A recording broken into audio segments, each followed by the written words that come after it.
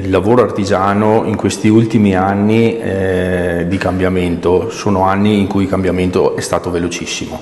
Noi artigiani all'interno delle nostre piccole aziende non abbiamo risorse per poter studiare il futuro e quindi non abbiamo una visione o dobbiamo essere accompagnati ad avere una visione. È per questo che le università per noi sono molto importanti, i giovani sono molto importanti perché hanno una visione del futuro rispetto a tutto quello che è l'intelligenza artificiale, la digitalizzazione e quant'altro, che ci possono aiutare a progredire e ad avere delle aziende al passo con i tempi. A Verona le problematiche non sono tanto diverse dalle altre province.